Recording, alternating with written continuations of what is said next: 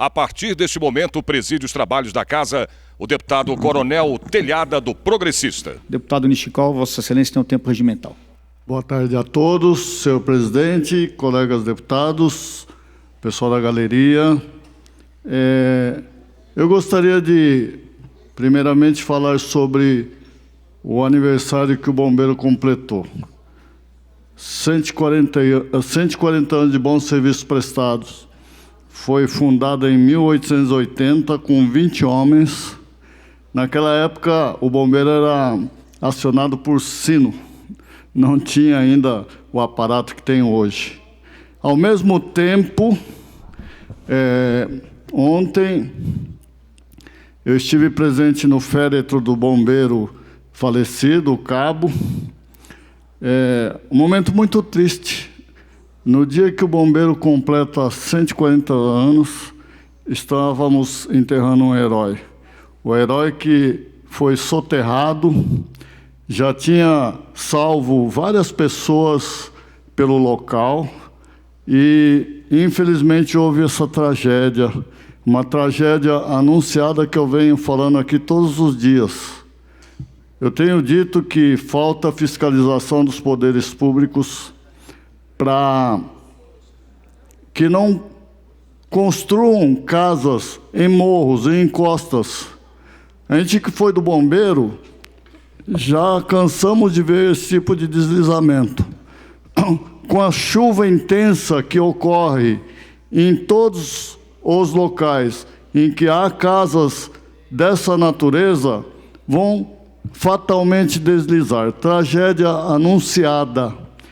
É muito triste a gente ver pessoas que se dedicam, como nós já nos dedicamos à população, para salvar pessoas.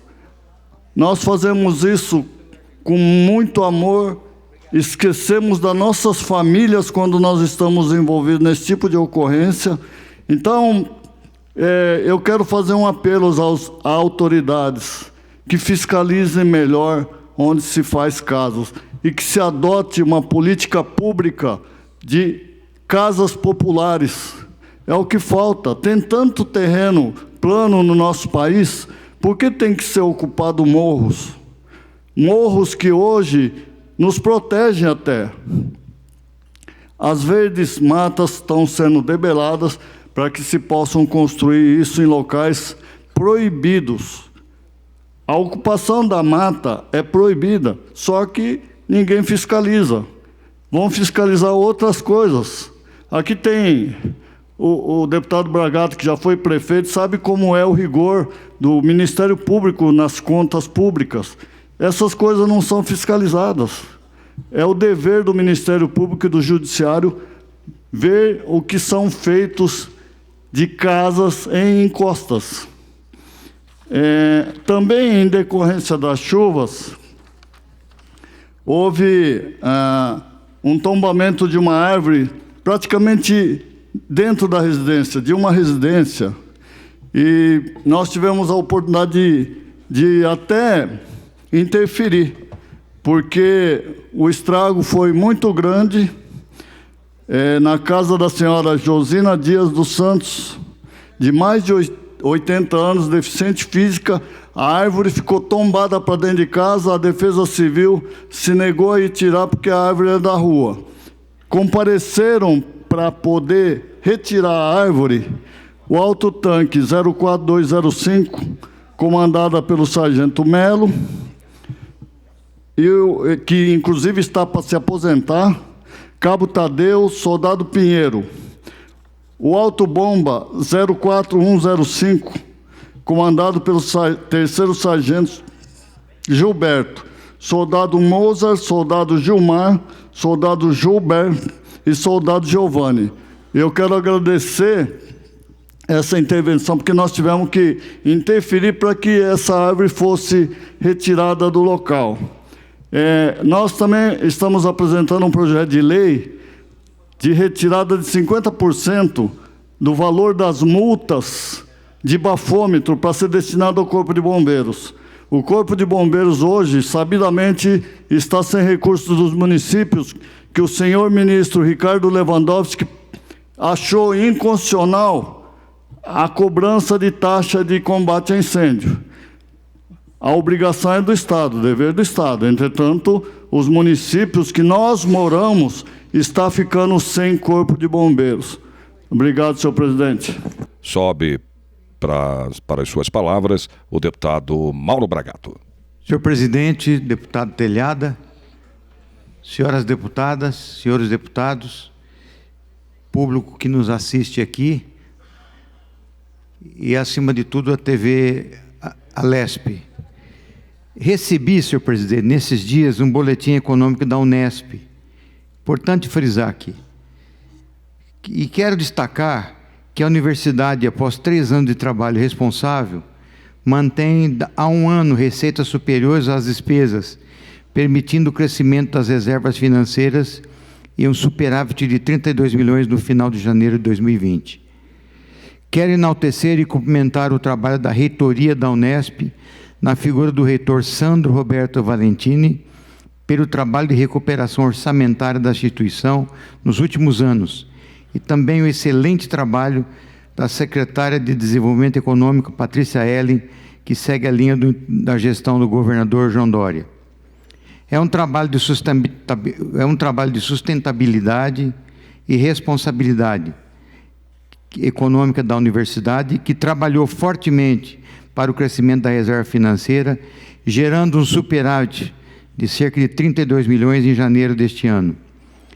Essa economia vai possibilitar um reajuste de 2,2% dos servidores docentes e técnicos administrativos a partir deste mês, sem ferir a previsão orçamentária, além do pagamento do 13º em dia. Eu queria parabenizar a atual gestão da Unesp, na figura do reitor, professor Sandro, a secretária de Desenvolvimento Econômico, Patrícia Ellen, a equipe da instituição e todos aqueles que trabalharam para encontrar soluções que colocam a universidade no caminho do desenvolvimento da educação. Parabéns, Unesp, pelo trabalho que está sendo realizado. Solicito que a senhora deputada Janaína Pascoal assuma a presidência dos trabalhos. Passa a comandar os trabalhos da casa dessa sessão ordinária, deputada Janaína Pascoal. Muito obrigada, honrosamente assumindo esta presidência, sigo aqui com a lista de oradores inscritos e chamo à tribuna o deputado Coronel Telhada, concedendo-lhe o prazo regimental de 5 minutos. Obrigado, senhora presidente, senhoras deputadas e senhores deputados, assessores e funcionários aqui presentes. Quero saudar os alunos da Faculdade de Direito do FMU, aqui de São Paulo, sejam todos bem-vindos, prazer recebê-los, saudando demais presentes aqui no nosso plenário também, saudar todos que nos assistem pela rede Alesp. Eu não posso deixar de saudar nossa assessoria policial militar, na figura do Cabo Cordeiro e do Cabo Armando, que aqui se encontram na segurança do plenário hoje. Eu, hoje, nessa quarta-feira, dia 11 de março, quero saudar, como sempre, os municípios aniversariantes. E nesse dia 11 nós temos um município, é o município de Angatuba. Então, um abraço a todos, amigos e amigas da querida cidade de Angatuba, por mais esse aniversário. Contem com o nosso trabalho aqui na Assembleia Legislativa. Ontem, a Polícia Militar realizou a Operação São Paulo Mais Seguro. A operação começou ontem e fechou hoje às 5 horas da manhã. Participaram dessa operação 14.340 policiais militares, com a utilização de 6.550 viaturas, além de 13 helicópteros, que foram distribuídos em 1.234 pontos estratégicos, apontados pelo Serviço de Inteligência para sufocar áreas de ações de criminosos. O resultado dessa operação: essa foi a operação de um dia. Pessoas abordadas, 25 mil pessoas, 125 pessoas, 25.125, sendo um total de 209 pessoas presas, da seguinte distribuição: presos cometendo crime 114, menores apreendidos 22 e procurados, capturados, ou seja, foragidos, 73 pessoas. Foram vistoriados também 20.240 veículos, sendo que 34 veículos foram recuperados das mais diversas formas de roubo, furto, apropriação indébita, então teve um total de 34 veículos recapturados.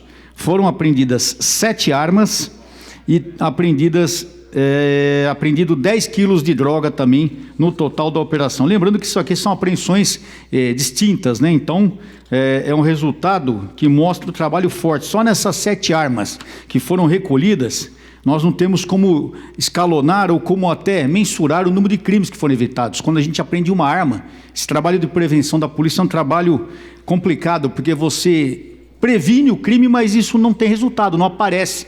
Então o pessoal não conhece a importância da apreensão de uma arma. Toda vez que uma arma é apreendida, quantas vidas são salvas?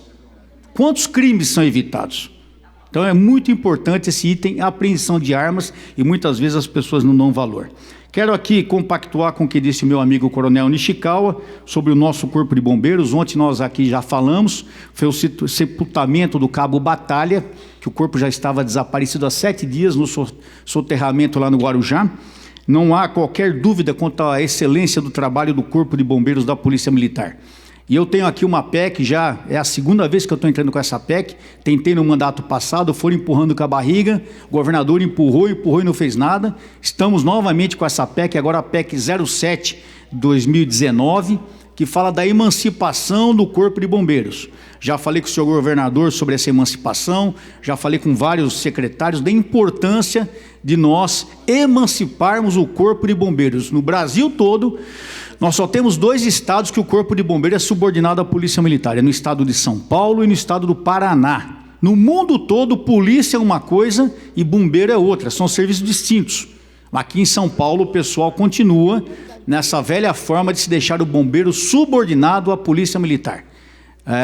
Uma tropa, é uma instituição que tem que ser separada, porque o seu serviço é um serviço técnico, é um serviço que demanda uma série de processos e procedimentos que não são aqueles mesmos da Polícia Militar. Então, aqui, mais uma vez, concito os colegas deputados para que nos ajudem na aprovação dessa PEC, ou até mais.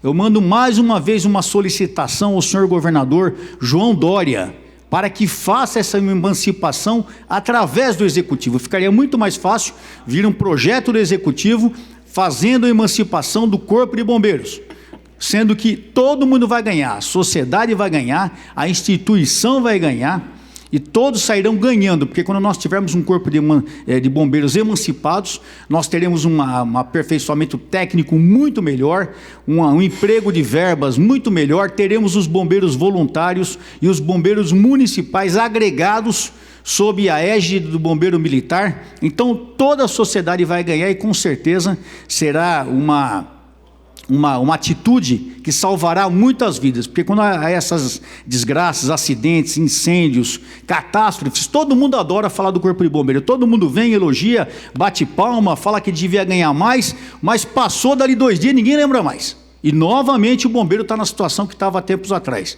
O Nishikawa é testemunha que no tempo de tenente dele, você corria com autobomba, um autotanque, a guarnição era de quanto? 5 homens, não era, Nishikawa?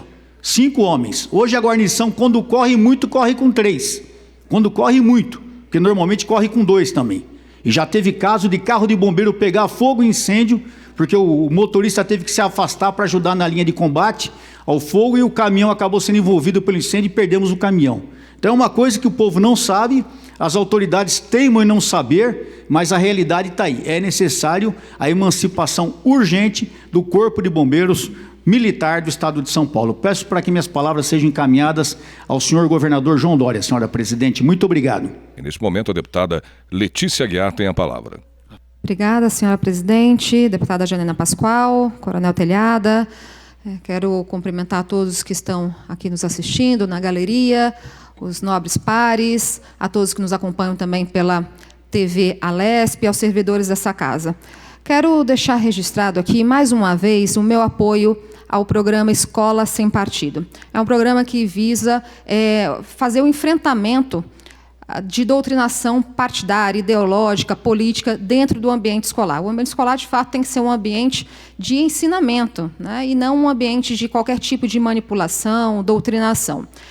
Nós tivemos aqui, tomei conhecimento de uma notícia em dezembro do ano passado, né, dezembro de 2019, através do Dr. Miguel Najib, do Escola Sem Partido, a respeito de uma escola técnica que pertence ao Centro de Paula Souza, em Campinas, que realizou, dentro do ambiente escolar, com alunos, uma manifestação que simulava, nessa manifestação, o assassinato ao presidente da República, Jair Bolsonaro, e também, após essa simulação desse assassinato ao presidente da República, ou seja, um incentivo à violência, né, ao presidente da República, também havia uma comemoração, após esse suposto assassinato ao presidente, uma manifestação partidária com a bandeira do PT. Isso dentro do ambiente escolar. Então, imediatamente, quando fui notificada a respeito disso, entrei em contato com o secretário de Educação, Rossielli, que prontamente me respondeu, né, e vou ler aqui as palavras dele, inclusive.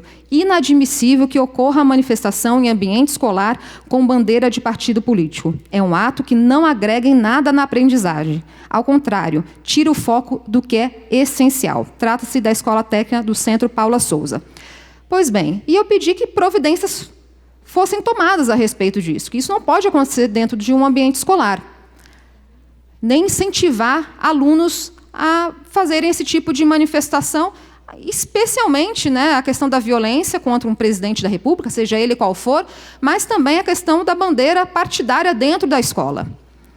E aí o secretário Rossielli se colocou à disposição, disse que não fazia parte da pasta dele, que a responsabilidade seria da secretária Patrícia Ellen. Né? Falei com ela recentemente, porque até o momento são quase 3 meses, não tive retorno ainda, então estou vindo aqui nessa tribuna hoje cobrar o retorno das secretarias que sejam responsáveis por isso, quais providências foram tomadas, quais advertências foram realizadas, quais esclarecimentos foram feitos a respeito desse caso, que eu quero vir a público esclarecer as pessoas também que estão acompanhando esse caso junto conosco e também o projeto Escola Sem Partido. Portanto, governador João Dória, eu peço inclusive que essas palavras sejam encaminhadas ao governador João Dória, que tome uma providência para que casos como esse não volte a acontecer e que, quando aconteçam, que sejam também penalizados, porque a gente não pode permitir que ambiente escolar seja ambiente de doutrinação, manipulação. A escola tem que ser um ambiente de ensinamento. Família educa e escola ensina, cada um no seu papel. Obrigada, senhor presidente. Neste momento, sobe à tribuna para as suas palavras, pelo tempo regimental de 5 minutos, o deputado Rafael Silva. Senhor presidente, nobres colegas, a sociedade humana é dinâmica por sua essência, por sua natureza. É diferente da sociedade de formiga, da sociedade de abelha, ou de formigas e abelhas. A abelha tem o mesmo comportamento ao longo dos anos, lá na Europa, aqui na América, tudo é igual. A formiga também. Essa formiga saúva, ela tem sua hierarquia, tem quem trabalha, tem aquele que cuida da segurança dos outros, do jeito deles, né? Mas eles têm. Eles têm tudo, uma estrutura que é a mesma ao longo de milênios. A sociedade humana, ela muda, ela vai mudando.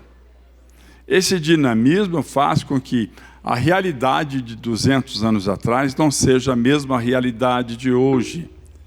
Eu me lembro, um dia eu estava conversando com o governador Leonel Brizola, do Rio de Janeiro, e nós falávamos sobre educação.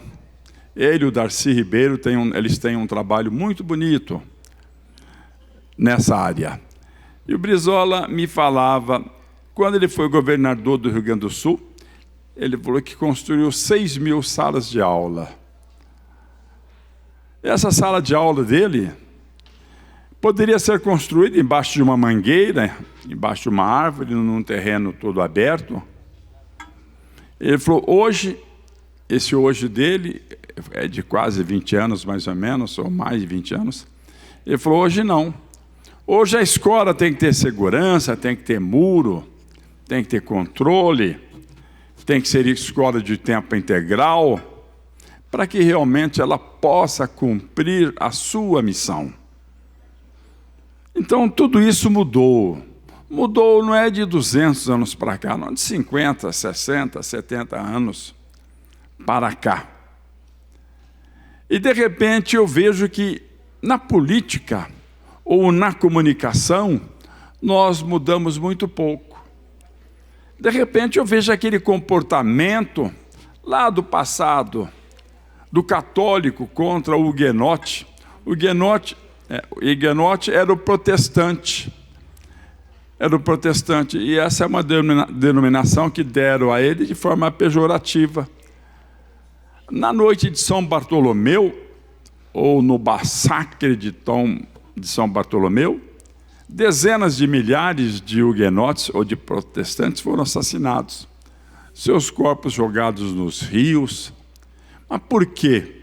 Havia naquele momento o pensamento de que o protestante era inimigo do católico, assim como também o judeu inimigo do cristão, assim como também o muçulmano inimigo do judeu e do cristão.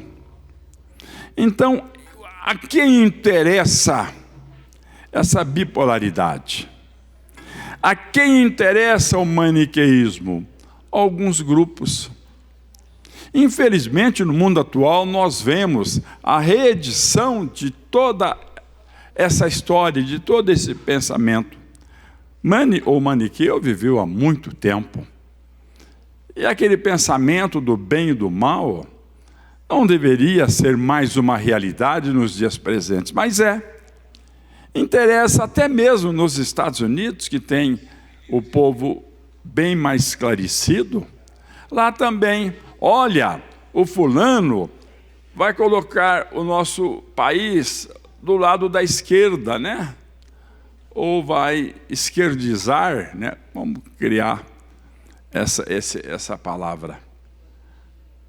O povo americano. Nada disso. Nada disso. Isso não existe. Não existe.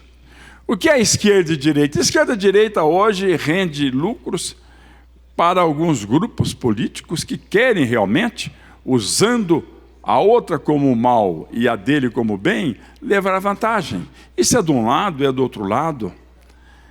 E o que isso pode representar de positivo para o povo, para a população? Nada. Não representa nada.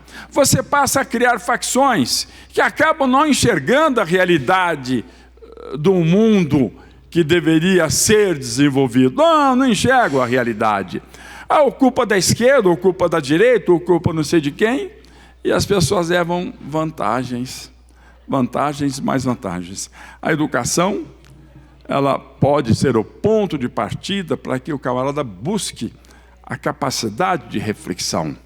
Quando tivermos um povo com essa capacidade, essas colocações oportunistas, de esquerda, de direita, disso, daquilo, isso daí não vai ter tanto peso. E pode ter certeza, você que está me vendo e ouvindo, o nosso país será muito melhor, mas muito melhor mesmo. Com reflexão, com capacidade de discernimento, o próprio povo descobre o seu rumo e o seu caminho.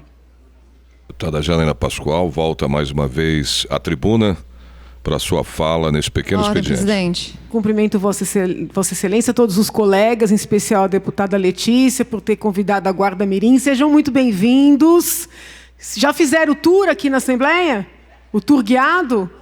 Tem que fazer o tour guiado. Vamos fazer? Ótimo, ótimo. Se puder, leva as crianças na biblioteca também. As pessoas não sabem, mas nós temos uma biblioteca muito boa aqui na casa, uma biblioteca, inclusive, que fica aberta ao público em geral, é possível pegar livros aqui na casa, existe um acervo de livros raros, então até eu anuncio isso, aviso as crianças, é importante nesse tour sempre incluir a nossa biblioteca. E é muito importante que os jovens conheçam a Assembleia Legislativa, obviamente, se puderem conhecer a Câmara Federal, o Senado Federal, a Câmara da sua cidade sempre, porque com isso vai pegando gosto por participar, por lutar pelas boas causas, e quem sabe amanhã vocês não estarão aqui, não é assim? Ótimo. Bom, eu queria aproveitar esses minutinhos, primeiro para explicar o meu voto não ontem, porque eu acho que é importante as pessoas compreenderem, para não se magoarem, né? Ontem teve a votação de um projeto aqui para reajustar o salário dos funcionários do Tribunal de Contas do Estado de São Paulo. No final do ano passado, teve um projeto parecido aqui, que dizia respeito ao salário dos funcionários aqui na casa. E eu vim aqui à frente, sei que magoei muita gente, desapontei muita gente, frustrei expectativas, eu votei não. Né? Por que eu votei não? Porque eu penso que os funcionários desta casa não mereçam? Não é isso. É porque, comparativamente, né, os funcionários da Assembleia estão numa situação melhor do que os demais funcionários, né, do Estado de São Paulo. A situação no Tribunal de Contas também é mais favorável, também é uma situação diferenciada de quando nós comparamos, por exemplo, com os funcionários da educação, não só os professores, os auxiliares, os assistentes.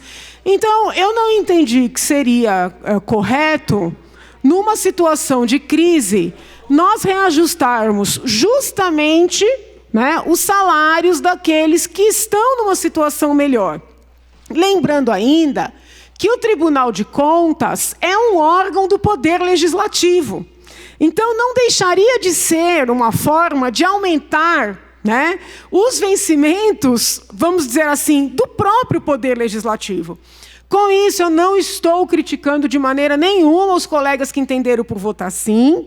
Eu só estou explicando as minhas razões, tá? Para que ninguém pense que foi um voto contra o Tribunal de Contas ou que em dezembro foi um voto contra a Assembleia. Não é isso, tá? Eu acho sempre importante explicar. Eu penso o seguinte, um parlamentar pode errar, pode acertar, pode agradar, pode desagradar. Ele não pode ser incoerente. Então, é só nesse sentido. Eu estou tentando esclarecer o meu posicionamento. E também gostaria de noticiar que, nesta tarde, com o apoio, né, da maior parte dos colegas aqui, aqueles com os quais eu conversei, com os quais a minha assessoria conversou, e eu sei que muitos gostariam de ter assinado também, mas por uma situação de desencontro, não conseguiram assinar, mas sempre é tempo. Nós conseguimos protocolizar uma PEC, né, uma proposta de emenda constitucional, para garantir aos deputados estaduais o direito de, ao indicar as suas emendas impositivas no final do ano, destinar no mínimo 50% para a saúde. Vejam, senhores, a meu ver, a redação presente, tanto na Constituição Federal como na estadual, já dá esse direito para o parlamentar. Porque quando se garantem 50%, é óbvio que esse 50% é um valor garantia, não é um valor limite, né, máximo. Porém, a Secretaria da Fazenda aqui do Estado de São Paulo, pelo menos foi essa a informação que eu recebi no fim do ano passado, disse que não pagaria nem 1% além dos 50%. Então, com relação às minhas emendas impositivas, para quem não entende, emenda impositiva é aquela que é prevista em lei, é obrigação do Poder Executivo pagar.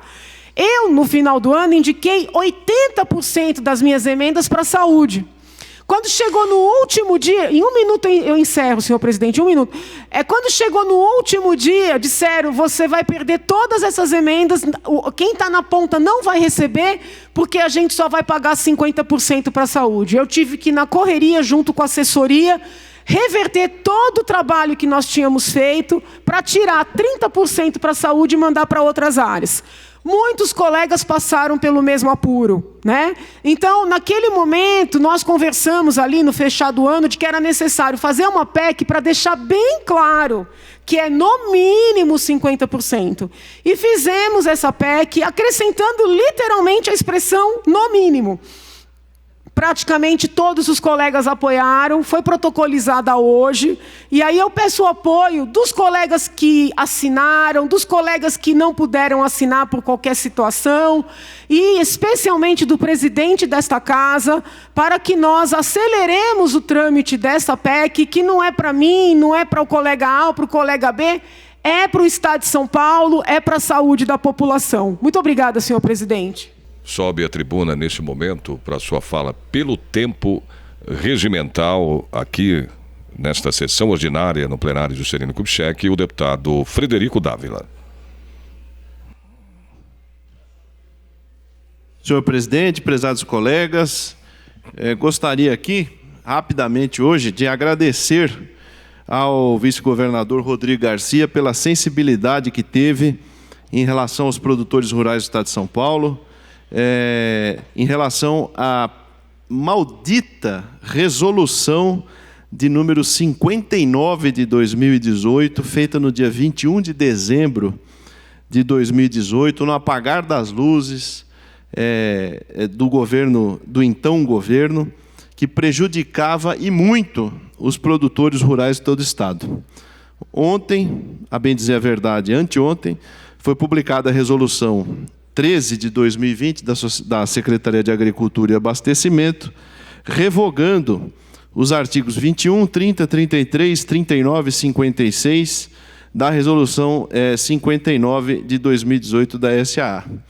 Essa resolução, para quem não sabe, criava uma série de burocracias para o produtor rural paulista, pedindo, Coronel Telhada, muito mais exigências do que já existe na legislação federal e que não são poucas. E havia já muitas cooperativas, muitos produtores, muitas revendas de produtos agrícolas, tendo que ampliar os seus quadros de funcionários, gastar mais dinheiro com funcionários e papelada para atender aos caprichos da defesa agropecuária, mais especificamente a defesa vegetal. Levei o caso ao vice-governador Rodrigo Garcia, que também é o secretário de governo, homem do interior que prontamente nos atendeu, faz apenas 2 semanas que falei com ele, e ontem a Secretaria de Agricultura já emitiu essa portaria revogando. Ontem tive conhecimento dessa portaria e ainda há algumas aparas, alguns ajustes a serem feitos por conta por conta dos acertos dessa resolução, que serão feitos para justamente desonerar não só o produtor, mas também aqueles todos envolvidos na cadeia do agro, seja agronegócio, agricultura familiar como um todo. Então, vocês imaginem aqueles pequenos produtores aqui do Cinturão Verde, região de Biúna, região de Mogi, ter que perder tempo com papelada e preenchimento de burocracia para o governo do Estado, para, no fim, deputada Janaína, não tem efeito prático nenhum, é só preenchimento de papelada. Então, agradeço aqui essa revogação, nós vamos caminhar para revogar mais alguns itens e dar um recado aqui diretamente à defesa agropecuária vegetal da Secretaria de Agricultura. Eu defendi os senhores uma vez quando foram atacados por um determinado secretário de Estado, quando os senhores foram categorizados como ineficientes, como, enfim, que não prestavam um bom serviço à sociedade. Defendi os senhores, junto, inclusive, com o deputado Eduardo Bolsonaro, gravei um vídeo para os senhores.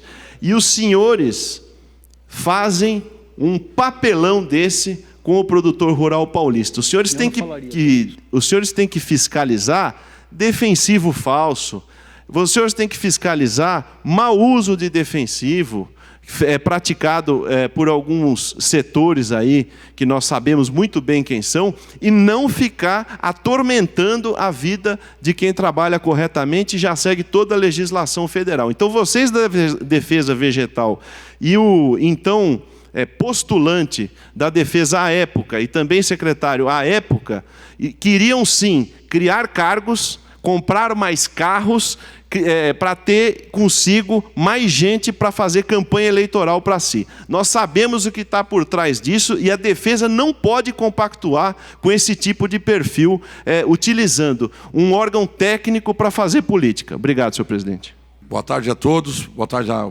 presidência, à mesa, aos assessores de ambos os lados, pessoal da Polícia Militar que aqui nos guarnece, pessoal que está nos assistindo, pela TV Alesp, e parabenizar aí a deputada Letícia Aguiar por ter convidado o pessoal da Guarda Mirim, lá de Mauá, para estar aqui presente, né? Que é o futuro do nosso Brasil, que esperamos que aconteça, né? Eu vou ser bem rápido, né? Só quero aqui deixar um elogio, que eu me admiro muito, um elogio ao nosso deputado Nishikawa, que tem acompanhado muito o trabalho dele, que ele está acompanhando muito as questões todas lá do Guarujá, desde que começaram. Ele foi o primeiro deputado a se deslocar para lá, está acompanhando tudo. Então, Nishikawa, parabéns, eu tenho orgulho de participar da bancada e de ser meu amigo. Muito obrigado, presidente, muito obrigado. Deputado Coronel Nishikawa sobe à tribuna agora para falar nesse tempo regimental ainda no pequeno expediente de 5 minutos. Lembrando que você assiste essa sessão ordinária através da Rede Alesp, na TV, na internet, no YouTube e também no nosso site. Boa tarde de novo, ocupando novamente a tribuna. Senhor presidente, só para concluir, eu agradeço as palavras do deputado Adalberto Freitas. Nós, militares, temos isso no nosso coração. A gente não pode ver colegas abandonados. Eu acho que quando a gente vê um colega, como foi o caso do Cabo Machado, que estava soterrado abaixo da terra, 5 metros abaixo da terra, era minha obrigação, pelo menos, estar lá. O pessoal ficou muito feliz da minha presença, porque eu subi até onde houve o deslizamento de terra. Então, muito obrigado. Contem com o nosso espírito de solidariedade sempre. Obrigado. Eu quero aproveitar a oportunidade desse microfone, onde nós fomos aqui acusados de uma prática que jamais sonhei, principalmente por ser militar e pela educação que meus pais me deram. Tomar dinheiro de quem trabalha comigo, quem colabora e contribui comigo para depositar na conta dos meus filhos. Foi um ano muito difícil para mim por esse motivo. Me tirou o sono, me fez ficar abatido. Eu pensei até em abandonar a carreira de deputado, muitos deles sabem disso. Agradeço o apoio a todos os deputados que me apoiaram aqui nessa casa. Hoje recebi a notícia que eu fui absolvido da acusação da tal rachadinha. É um absurdo, em 1 mês de mandato, eu ser acusado de rachadinha. Eu não tinha nem conhecimento ainda de alguns assessores que eu tive que levar, que eu não tinha conhecimento dessa casa. Não tinha nem como eu negociar, tomar metade de salário de qualquer um que seja. Então, depois de 1 mês ser acusado, denúncia anônima, dizendo que eu tomava dinheiro de funcionário para depositar nas contas dos meus filhos, a minha educação não ia permitir jamais uma coisa dessa. Me desculpe, mas estou aliviado. Estou aliviado. Agradeço novamente os colegas que me apoiaram, sem nenhum constrangimento. Todos sabem da minha origem. Eu vou aproveitar a fala do deputado Coronel Telhada. Gostaria de apelar ao senhor governador novamente sobre a emancipação do Corpo de Bombeiros. Não é possível o Corpo de Bombeiros viver sobre a guarida da Polícia Militar. Eu tive várias oportunidades. Eu fui patrulheiro, eu trabalhei na rua, trabalhei no tático móvel. A atividade bombeiro não tem nada a ver com a atividade polícia, atividade patrulha, não tem nada a ver. Eu fui me dedicar ao Corpo de Bombeiros por tudo aquilo que nós aprendemos. Eu vou colocar uma coisa que eu não gosto de falar. A minha esposa faleceu com 39 anos, atropelada por uma bicicleta. Eu prometi a Deus que eu ia, a partir daquele momento, me dedicar às pessoas, que eu fiquei sozinho, ninguém me ajudou. Aquilo me comoveu demais. Deus me colocou na Secretaria da Saúde do Estado. Eu pude ajudar muita gente quando eu estava lá. Usei INCOR, Dante Pazanese, HC, vários hospitais que nós tínhamos à disposição. Até o próprio secretário pedia para que eu intercedesse em arrumar vagas em hospitais, porque a gente ia pessoalmente fazer isso. Então, eu quero colocar isso para os colegas que saibam o que é a gente se dedicar a outras pessoas, é isso. Eu acho que é um espírito que jamais vai nos abandonar. Eu já falei várias vezes aqui, eu estou com 71 anos de idade. Eu quero marcar a minha passagem por esta casa. Nós vamos fazer uma semana de bombeiro aqui nessa casa, que vai ficar marcado na história. Pode escrever isso. Eu faço aquilo que nós prometemos. Pode escrever aí. Nós vamos fazer uma semana decente. E até por isso, eu gostaria, senhor governador, que o senhor sensibilizasse e emancipasse o Corpo de Bombeiros da polícia. Não tem nada a ver uma atividade com a outra. Nós temos apenas no mundo inteiro 2 estados ligados, o bombeiro ligado à polícia, Estado de São Paulo e Estado do Paraná. Todos os outros que fizeram emancipação ou separaram, cresceram as suas atividades. Eu já comandei 30 homens num posto de bombeiros. Hoje, esse mesmo posto tem 8 bombeiros. Me dói. Eu não tenho vontade nem de visitar os quartéis que eu comandei, porque a gente vê um abandono, quase um abandono dentro do quartel, por falta de pessoas. Encerrando, senhor presidente, gostaria que fosse encaminhado ao senhor governador, para que ele pudesse tomar conhecimento daquilo que nós sentimos do fundo do coração. Muito obrigado.